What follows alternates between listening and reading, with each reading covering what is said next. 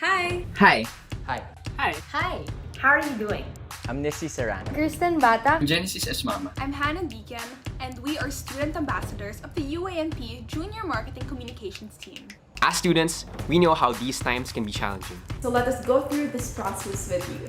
If you have questions about our university, online learning, or anything school life related, feel free to message any of us through our social media handles Right here. right here. Right here. With everything online, you can always go #UnitasLive with us.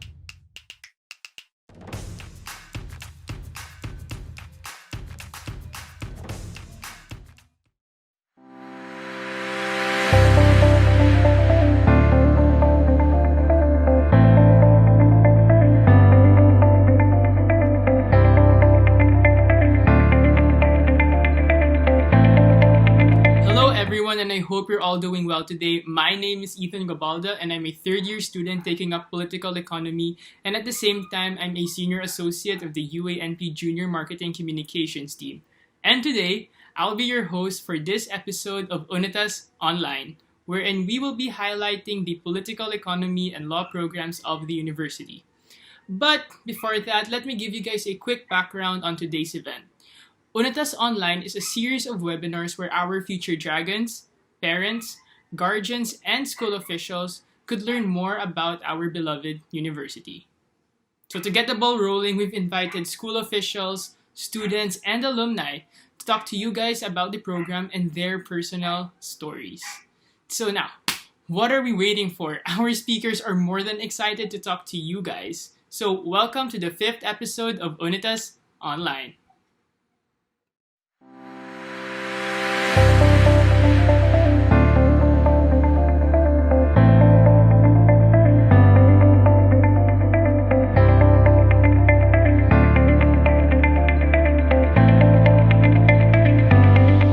We search for students who demonstrate potentials for leadership. We envision leaders who go beyond themselves, imbued by service, leaders who have a sense of vocation. Our students come here as diamonds in the rough that we chisel and polish until they are ready to embark on their own professional careers in government, business, and/or civil society. Political economy is the study of what happens to society when politics and economics meet. Political economy analyzes at the local, national, regional, and global levels. It examines the process directing systems of producing and distributing wealth. Government, for instance, is not merely an agency for controlling the many, but a collective tool of a democratic society for shaping an economy that works for all. The market is a place where people buy and sell, and there are many kinds of markets. Political economy looks at how a society with its government, we call them the state, how this state shapes the market, and also how the market shapes the state. Political economy as an academic discipline examines not just political forces or economic forces as if in the real world they are contained or separated from each other. On the contrary, political economy sees the real world better because it perceives its complexities. It understands how political and economic forces are enmeshed, and political economy can make sense of it. And thus, our graduates are highly qualified to work in both local and international organizations, public and private. They work as analysts who significantly contribute in making right decisions if they are not the chief decision makers themselves. They are development leaders, policy advisors, research scientists, journalists, diplomats, lawyers, chief executive officers. It takes years of dedicated professional work to hone a successful career, and this path begins here in our program. For incoming college freshmen, the program in political economy offers two study program streams: the Bachelor of Arts in Political Economy and the Master of Arts in Political Economy with specialization in International Relations and Development. Both study programs immerse our students in the range of knowledge whose development go as far back as 18th century in Europe, where political economy as a discipline, a way of thinking, evolved. The modern disciplines of political science, economics, and sociology trace their origins from political economy. Simply put, having political economy as one's field of study means primarily equipping oneself with the conceptual tools for examining local and global events from these three disciplines in their respective dimensions to provide one political economic explanation that is the better explanation. The Bachelor of Arts program focuses on that aspect of political economy that is applied, meaning how political economy as scientific knowledge is used for practical goals. This requires, for example, studying how a policy is formulated, implemented, and evaluated. The Master of Arts with specialization in International Relations and Development goes several steps further. It not only studies political economy in how it is applied for determining policies or courses of action, but also it goes deeper into how political economy develops its body of knowledge and what are the fundamental truths and moral principles that underpin it.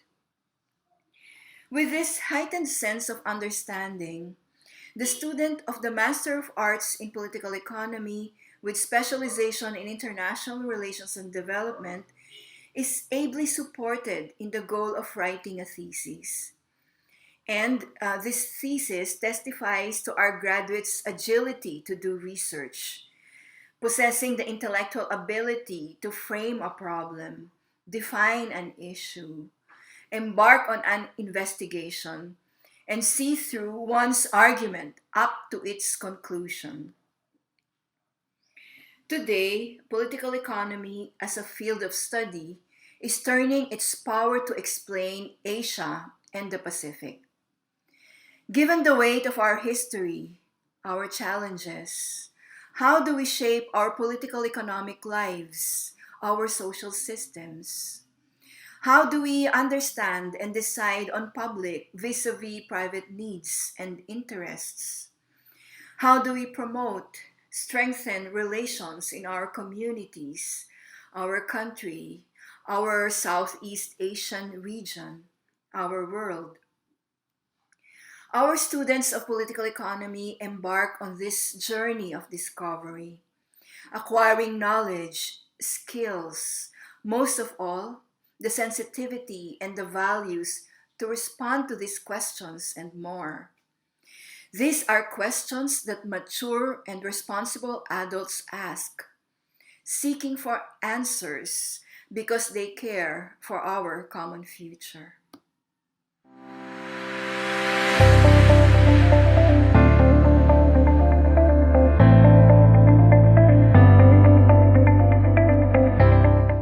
Good day to you all. I'm Chris Ilagan, batch 2007 of the Paul Echo program there at University of Asia in the Pacific.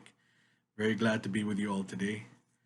I thought I'd just share with you a little bit of, maybe my career, how it has transpired since graduating, and how Paul Echo played a critical role in shaping me to what I am today.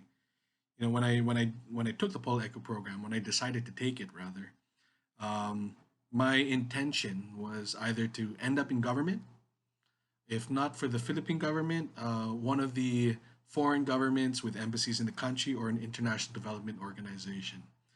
But as fate would have it, there weren't very many openings at the time I was searching for a job, and I ended up finding a job somewhat related to Paul Echo in the private sector of all places. And when you're in Paul Echo, you don't realize there are many opportunities in the private sector for folks like us. But interestingly enough, it was the start of a journey that I continue to enjoy to this day. So back in 2008, I had started off as a government relations officer for the International Container Terminal Services Incorporated. Its flagship is the Manila International Container Port, and there, I was exposed initially to the Bureau of Customs, the Philippine Ports Authority, only to start dealing with Department of Trade and even Senate and the House. And it was here where I realized this is the kind of work I enjoy, having the opportunity to not only solve problems that were at the port on a day-to-day basis, but over the long term as well, pushing for legislations and laws that will shape the future and competitiveness of the entire industry. But after 2.5 years there, I was looking for something that had a bit more of a public service element to it, and I had the opportunity to join Manila Water Company, which is a subsidiary of the Ayala Group and is the East Zone concessionaire. So for those of you living in east of Manila, you would be receiving your water from there. And I had started there as an executive assistant, lowly executive assistant. But within the 6 year span, I had actually, by the time I left, I was the group director for regulatory affairs and government affairs for the entire company. And that was a great opportunity. As you've been reading the news these days, it's been a very interesting sector to watch. One of the few public-private partnerships that I would still argue today is very successful, but are also experiencing threats on their sustainability. Largely driven by political intervention, and that is the reality that you have to deal with, especially when you're dealing in the utility sector. But those 6 years were very key to shaping the way I do my work in general. And I being able to have worked for a company that was working towards the common good in the form of quality and reliable water to your taps is something that really resonated with me and gave me a good reason to actually jump in the first place.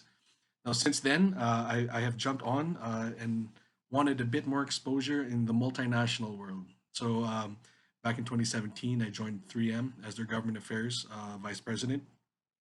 Great opportunity there again to advance some great advocacies around road safety, around occupational safety and health, and interestingly enough, pandemic preparedness. Unfortunately, the government at the time wasn't keen on hearing how to prepare with the right number of N95 masks you would need in case of a pandemic, and now we have COVID. So to this day, actually, I do support them on the side through my another hat I wear as American Chamber Manufacturing Committee head to try to resolve the issues there, especially when it comes to supply shortages of these very important personal protective equipment during these times.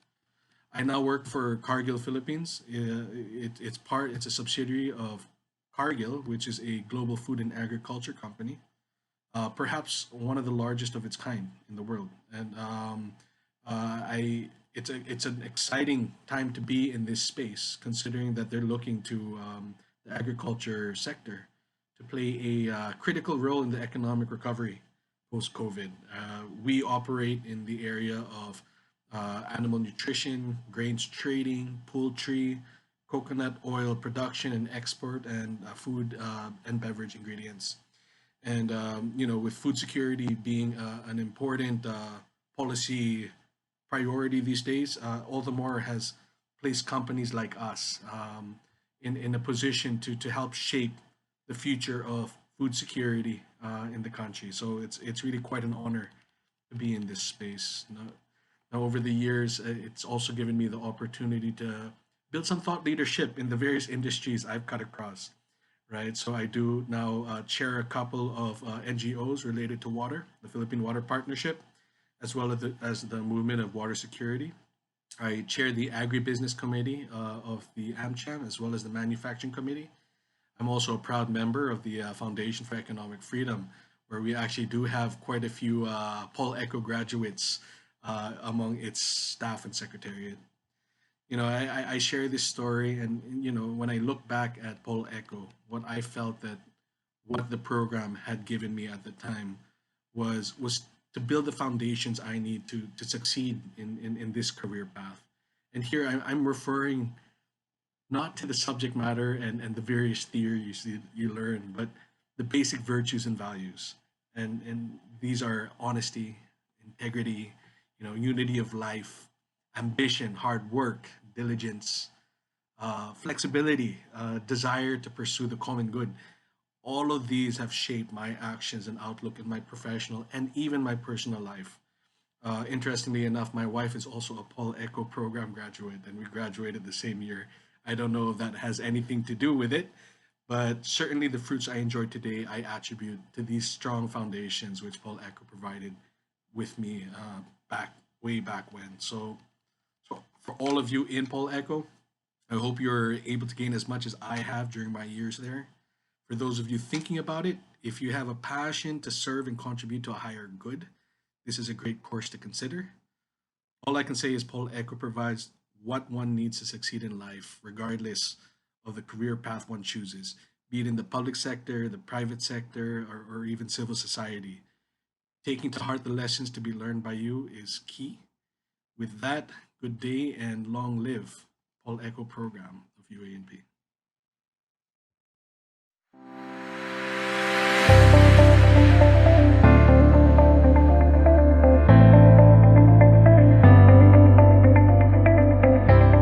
The richness and diversity of the political economy program at UA&P is also because of its unique emphasis on the international and global dimensions, which is essentially the problematique of the field of international relations. The scientific study of international relations deals not only with the domestic sphere, but it also deals with the international sphere and how these two dimensions relate to each other towards topics such as development, war, peace, trade, international institutions, and how both of these dimensions produce social outcomes. It also deals with a variety of variables from psychology, anthropology, sociology, economics, and politics. Take, for example, the problem of development, which may be seen as a problem of development policy strategies that political leaders at the domestic level pursue. But this is not merely a domestic process. Two international processes may also be involved. One, the influence of international organizations such as the World Bank and the World Trade Organization in influencing the countries to pursue one particular development paradigm over another. A second possible process is the process of international diffusion of norms, where ideas for development are borrowed from other countries like Scandinavia or China or Japan, and then these are transplanted to domestic settings such as the Philippines or Southeast Asia or Africa or Latin America. Another example is the decision to go to war, which may be seen as a product of the decisions and perceptions of political leaders such as Congress, such as the President, or the Minister or Secretary of Foreign Affairs. But war may also be a product of structural dimensions stemming from power transitions between great powers such as China and the United States, and how these two countries react to each other that may produce world war. Students thus who enroll in the political economy program of UA&P will have a comprehensive understanding of how the social, political, and economic world actually work, both with an international perspective as well as a complete perspective of the domestic sphere.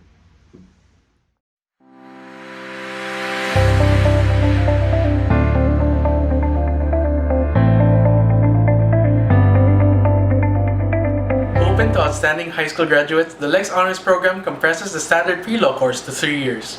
Thereafter, the student can apply for admission to the Juris Doctor program, which will still require 4 years and will follow the same curriculum. The program requires a high school average of 85% in order to qualify. JD students and those in the Lex Honors Program are provided with personal and professional mentoring during their stay in UA&P.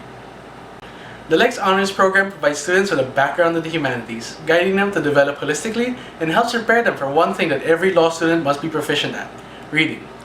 Literature classes, philosophical anthropology, and even Asia-Pacific studies introduce the student not only to reading a large volume of papers and studies, but they also mold the students by teaching them to pay attention to each and every detail in order to have a proper understanding of the contents of each reading. Students in the program will also have classes regarding the field of political economy, such as political dynamics, which introduces the student to the inner workings of government, including the lawmaking process and giving them a background of many important aspects of administrative law.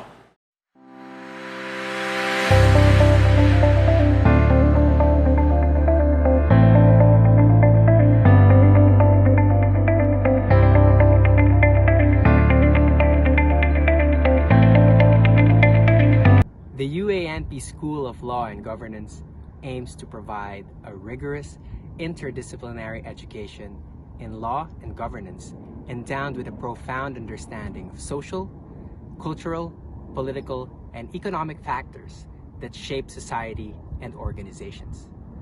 This is aimed at developing competent professionals who are committed to the values of citizenship and democratic governance towards the pursuit of a common good.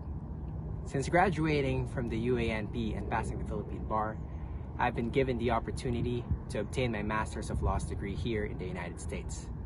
This has allowed me to expand my knowledge of law, to develop myself into a better professional, and to create friendships with people from all over the world. I am proud to say that my training in the UA&P has sufficiently prepared me for this endeavor. Being surrounded by a supportive faculty and staff and a high caliber of professors will bring out the best in you and will give you the confidence to excel in a global setting.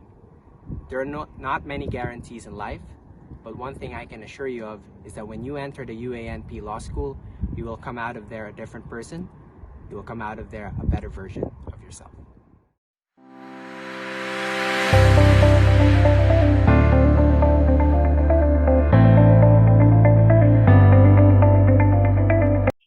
UA&P's Juris Doctor program provides training in standard competencies expected of lawyers, such as legal reasoning and advocacy, following worldwide trends in the field of legal education and reinforced by its integration within UA&P's liberal arts orientation.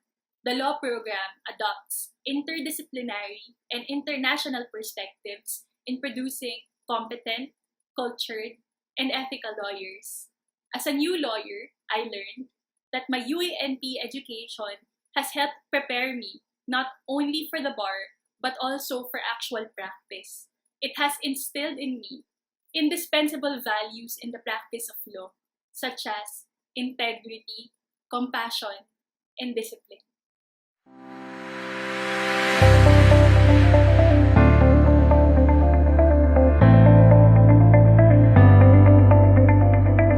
What made you invest your time in teaching in a small school with humble beginnings like UA&P? Because we understand that UA&P is, of course, was really just starting when you decided to join us in UA&P. So what made you invest your time teaching in a small school like ours? You know, Mr. Chua, parang ako tuloy ang nagre-recite dito, ano? Change tide yata. Ako yata ang ginigisa ngayon. No? small AUAP is not, it is a big institution. But assuming, as you said, small, whether it is a small or big institution, I treat them equally. What I teach is the same thing you get in UAP. It is the same thing in Arellano Law School. It is the same thing they get in San Sebastian. It is the same they get in UP. Because all of this institution I have taught with pare-pareho yan. And the very first thing I did in the classroom, first day, it will, of course, give them a background and inspire them to finish the course. I give the pros and cons. Of course, I am strict to achieve my point. I am not terror, but I am strict. Because in the long run, after the end course, you will learn better from the strict professors, from those who are not. During our days, yung mga stricto, yung mga terror, minumura rin namin. Alam ko naman yan eh, minumura namin yan. Salbahe talaga, binopya na naman ako. But then, it serves as a challenge that we got a 0 or 5 sa klase. It inspires us to work better. And that is my purpose. After the bar, sasabihin nyo, my best professor, si ganito yung terror.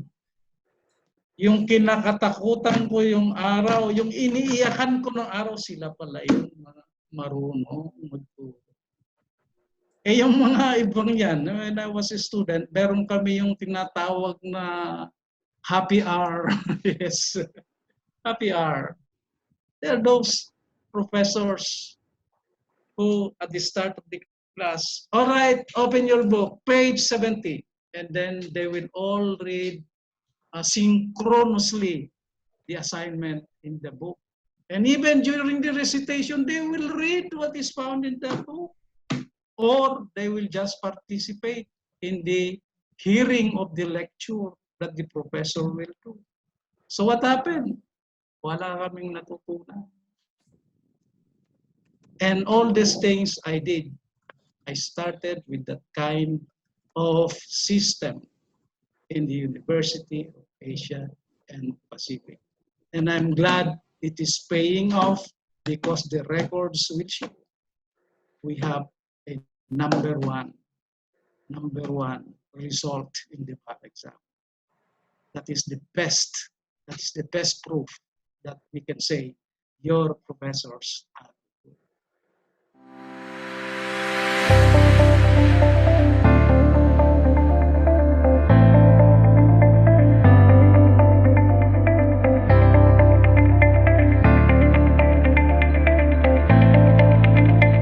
Thank you to all of our speakers. Now I'm quite sure that we've explained the programs well. And with that, I would just like to add that as a political economy student myself, the discipline and training that I am receiving in this course allowed me to have a better perspective when it comes to analyzing various situations. In fact, not only does being a Pol Eco student educate me in politics, economics, sociology, and law, but it also enables me to apply this discipline in other fields. During my first year, it was really tough, I have to tell you that.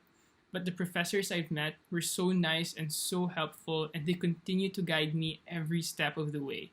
And if you were to ask me what's my favorite learning from political economy, it would be that it trained me to become a critical thinker.